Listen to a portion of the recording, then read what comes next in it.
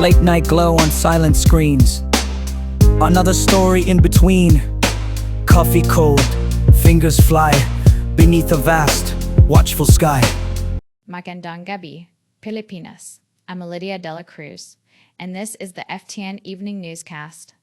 Tonight, Luzon communities brace for rising floodwaters after hours of intense rainfall. We have team coverage from Quezon City, a full weather breakdown, and expert guidance on staying safe. Plus, a community in Marikina finds a way to lift spirits despite the storm, and students in Pasig deliver kindness to evacuees.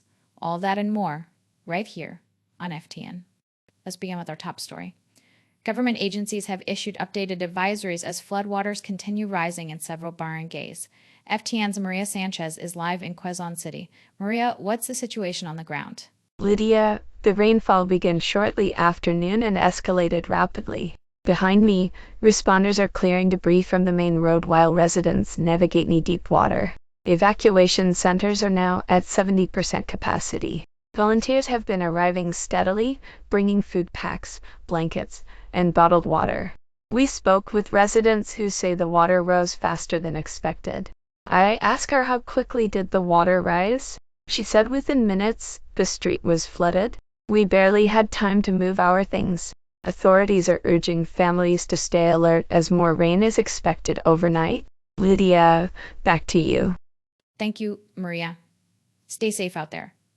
For context on how today's flooding compares to previous cycles, here's FTN's data analyst, Silviana Bustros. Thanks, Lydia. Rainfall intensity today matches patterns from the last 3 monsoon cycles. Sudden downpours like this overwhelm drainage systems, especially in dense urban areas. We'll break down the long-term trend later in the broadcast. Now, a deeper look at the infrastructure challenges behind today's flooding.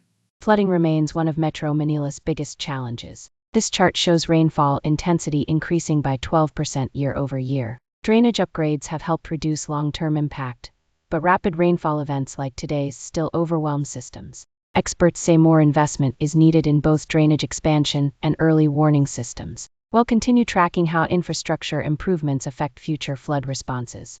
Let's return to Quezon City, where Maria is monitoring developments. Maria? Yes, Lydia. Responders have opened an additional evacuation center to accommodate families arriving from nearby barangays.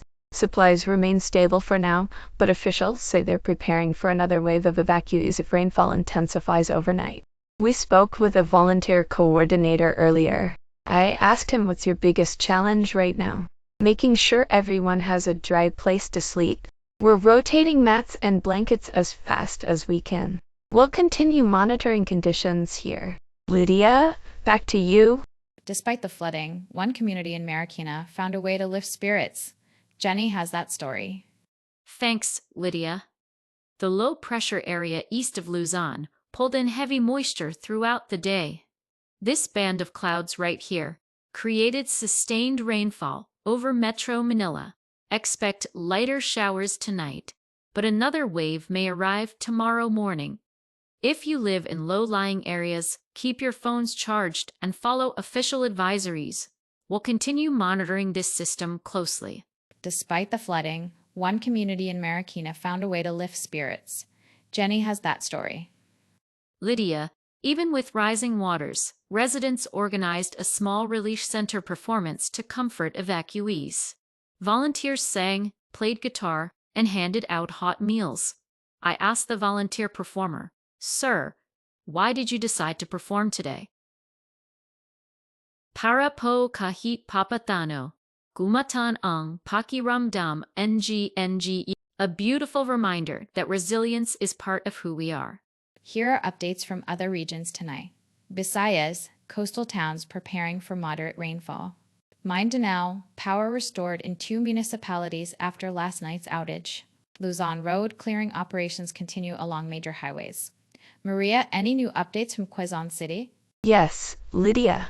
Responders have begun distributing additional food packs as more families arrive. They're also reinforcing temporary barriers along the main road. To help us understand health risks during flooding, we're joined by medical expert Dr. Ramon Ilustre.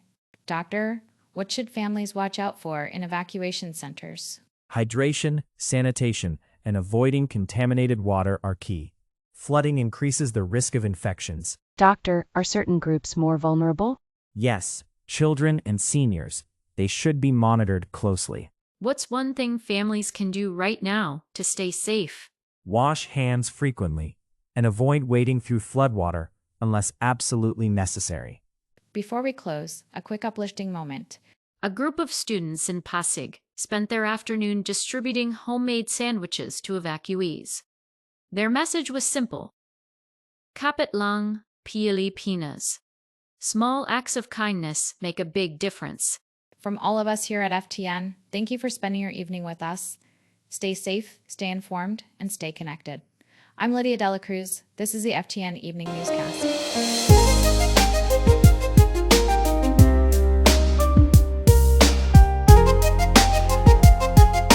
Late night glow on silent screens. Another story.